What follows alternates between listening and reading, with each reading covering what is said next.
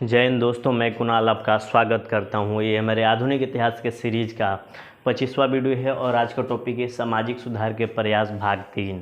सामाजिक सुधार के प्रयास भाग 1 और भाग 2 में हम लोगों ने अभी तक ब्रह्म समाज, आर्य समाज, यंग बंगाल आंदोलन और अलीगढ़ आंदोलन का डिटेल अध्ययन किया था और देखा था कि उनका क्या योगदान रहा है सामाजिक सुधार में।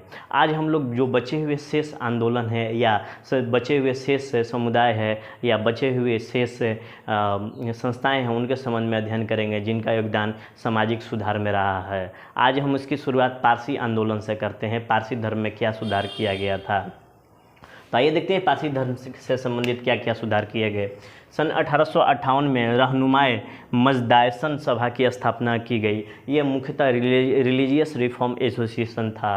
इसमें प्रसिद्ध एवं सम्मानित व्यक्ति के रूप में दादा भाई नौरोजी और नौरोजी प्रदुंजी शामिल थे।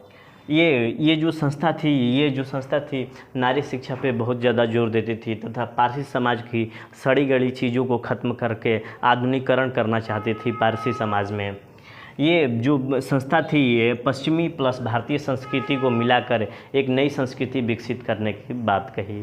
तो ये संस्था और ये जो समय था आप लोग ध्यान रखिएगा, बस इतना ही इम्पोर्टेंट है इसमें, और ये दो व्यक्तियों का नाम जरूर ध्यान में रखिएगा। इसके बाद देखते हैं कि सिख समुदाय में क्या सुधार किया गया। सन 1873 एडी में अमृतसर में सिंह सभा बनाई गई थी। समाज धर्म में आई विकृतियों को सुधारना इसका उद्देश्य था। सिंह सभा का मुख्य उद्देश्य था कि जो समाज में और धर्म में जो विकृतियाँ आ गई थी उसमें सुधार करने के लिए ये सभा बनाई गई थी। ये एक सुधारवादी संगठन था। उसके बाद देखें कि 19वीं शताब्दी के अंत में अमृतसर में खालसा कॉलेज की स्थापना की गई। यहाँ पर उच्च शिक्षा मिली, यहाँ पर उच्च शिक्षा दी जाती थी और यहाँ से सुधार की हलचल शुरू हो गई। उसके बाद सन 1920 एडी में पंजाब में अकाली दल की शुरुआत हुई। ठीक है, अकाली आंदोलन की शुरुआत हुई। इसका मुख्य उद्देश्य गुरुद्वारों के प्रबंधन में जो गुरुद्वारे के प्रबंधन थे उसको शुद्ध करने के लिए ये आंदोलन चलाया गया। पैदा, जमीन और दान से गुरुद्वारों में भ्रष्टाचार फैल गई थी। यहाँ के महंत विलासिता का जीवन जीने लगे थे। जो भी गुरुद्वारों के महंत थे विलासिता का जीवन जीने लगे थे, लेविश लाइफ जी रहे थे। फिर अकाली दल ने इनके खिलाफ ज़बरदस्त आंदोलन या सत्याग्रह चलाया। इन्होंने अंग्रेजी सरकार पर दबाव बनाया कि सिख गुरुद्वारा कानून बनाया जाए। ये जो था अपना ये अकाली आंदोलन, यह जो अकाली दल थी अंग्रेजी सरकार पर दबाव बनाया कि आप सिख गुरुद्वारा कानून बनाए और अंग्रेज़ों ने 1922 एडी में गुरुद्वारा कानून बनाया गया एवं 1925 में संशोधन भी किया गया और ये आज तक ये लागू हुआ है। ठीक है, चल रहा है ये वाला। आगे देखते हैं।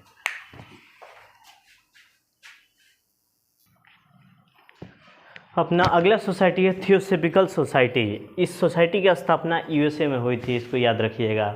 और इसके संस्थापक के रूप में हेलेना पेट्रोनोवा ब्लात्वस्की, तो ब्लात्वस्की से ये फेमस है। ब्लात्वस्की और कर्नल हेनरी ऑलकॉट, ठीक है ना, इन दोनों का ध्यान, स्टील ऑलकॉट, तो ये है ब्लात्वस्की और ऑलकॉट, याद रखिएगा। ये दो संस्थापक रहे हैं जिनकी स्थापना 1875 में की गई थी।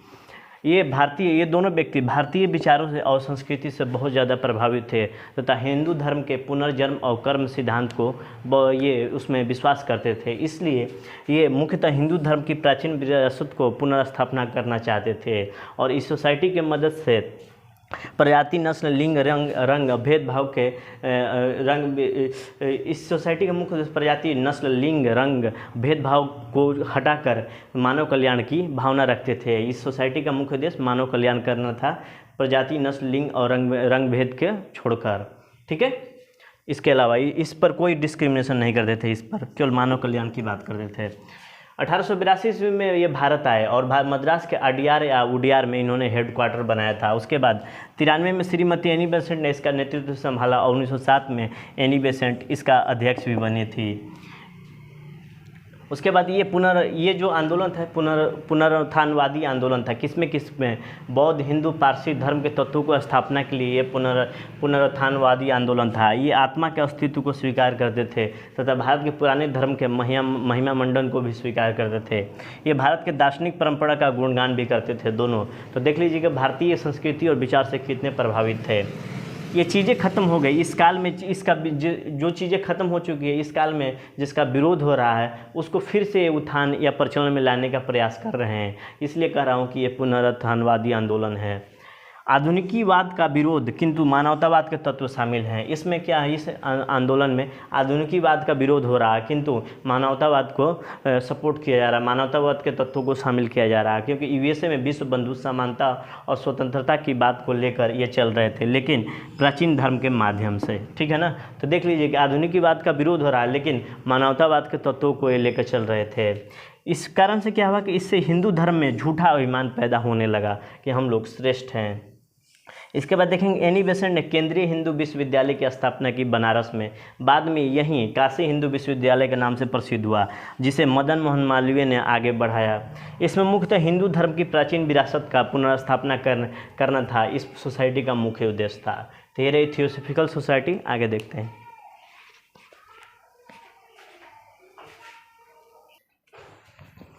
अपना अगला आंदोलन है प्रार्थना सभा से जुड़ा हुआ। प्रार्थना सभा एक अपना अलग संस्था है जिसकी स्थापना मुंबई में 1875 एडी में हुई थी, 1867 एडी में हुई थी, जिसके संस्थापक के रूप में केशव चंद्र सेन और आत्मा राम पांडुरंग थे।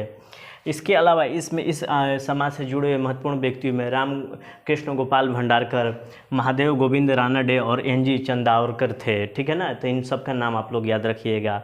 इस समाज का मुख्य उद्देश्य एकेश्वरवाद को समर्थन करना, मूर्ति पूजा का विरोध करना, नारी शिक्षा और विधवा विवाह को प्रोत्साहित करना और बाल विवाह का विरोध करना शामिल है। इसका जो कार्य क्षेत्र था महाराष्ट्र में प्रमुख रूप से है। ठीक है ना।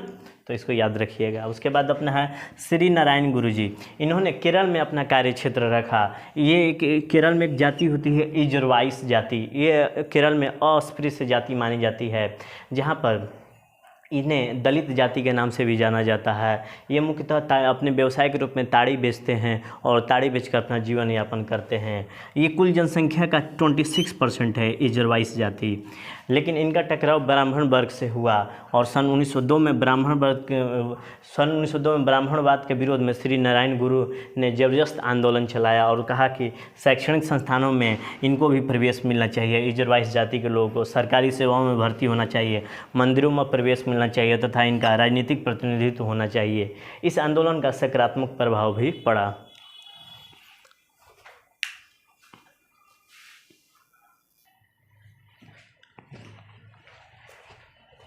जाति प्रथा में सुधार और अस्पृश्य वर्गों में सुधार के लिए सत्यशोधक समाज की स्थापना की गई ज्योतिबा फुले के द्वारा।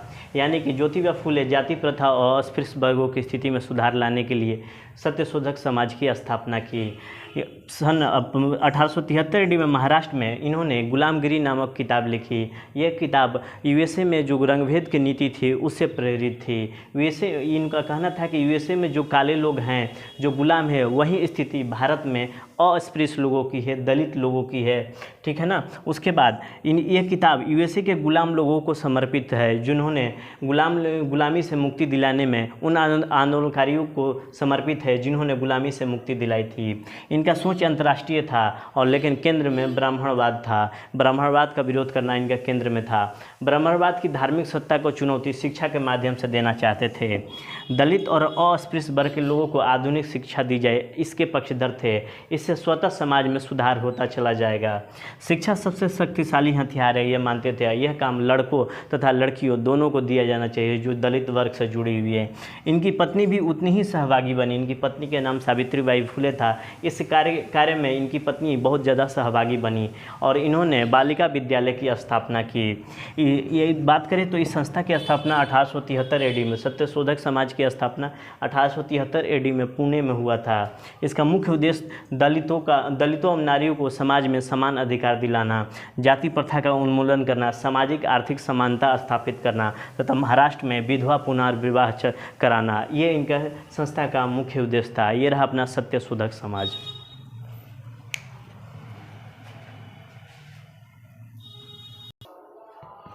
अपने अगले हैं पेरियार ईवी रामास्वामी, जिनका संबंध तमिलनाडु से रहा है। शुरुआत में ये सन्यासी थे, फिर ये कांग्रेस में शामिल हो गए। कांग्रेस अधिवेशन में जाति आधारित भोजन की व्यवस्था की गई थी। इससे ये क्षुब्ध हो गए एवं कांग्रेस से त्याग पत्र दे दिए। फिर इन्होंने स्वाभिमान आंदोलन चलाया निम्न जातियों के लिए। इसके बाद तमिल, ये कहते थे कि तमिल और द्रविड़ संस्कृति के सच्चा वाहक वो दलित ही है और दलितों को ही उनके अधिकार से, उनकी संस्कृति से वंचित किया जा रहा है। तो इस वजह से क्या हुआ कि नतीजतन क्या हुआ कि ये हिंदू देवताओं का विरोधी हो गए, मनुस्मृति का विरोध करने लगे, वेद और पुराणों का ये कट्टर आलोचक हो गए और ब्राह्मणों का विरोधी हो गए। इसके बाद इन्होंने स्वाभिमान आंदोलन के माध्यम से लोगों के अंदर एक नई चेतना जागृत की, खासकर दलित वर्गों के अंदर।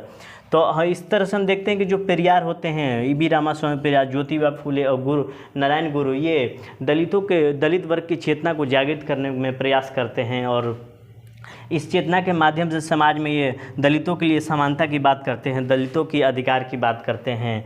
ये सीधे सीधे एक्शन ओरिएंटेड काम करते हैं, ये आंदोलन चलाते हैं तथा शैक्षणिक संस्थान चलाते हैं ताकि ये दलित और जो अस्पृश्य लोग हैं उनको अधिकार मिल सके। तो ये रहे पेरियार ईवी रामास्वामी। उसके बाद आता है, ये इम्पोर्टेंट है, the servant of India society. ये मुख्यतः प्रशिक्षण संस्थान थी जिसकी स्थापना 1905 में गोपाल कृष्ण गोखले के द्वारा की गई थी। 1 नंबर के सवाल में आता है। इस संस्थान का मुख्य उद्देश्य लोगों को देश सेवा के लिए प्रशिक्षित करना। ये देश सेवा संवैधानिक तरीके से करनी होगी तथा दूसरा है कि लोगों को निस्वार्थ भाव से लोगों की सेवा करने के लिए तैयार करना, इस संस्था का मुख्य उद्देश्य था। तो ये रही अपनी सामाजिक सुधार के प्रयास। अभी देखेंगे कि सामाजिक सुधार के जितने भी प्रयास किए गए संस्थाओं के द्वारा, व्यक्तियों के द्वारा, उनका क्या प्रभाव रहा है कल हम लोग देखेंगे। ठीक है, तो आज भर के लिए इतना ही। आपके सहयोग के लिए धन्यवाद। नमस्कार, जय हिंद।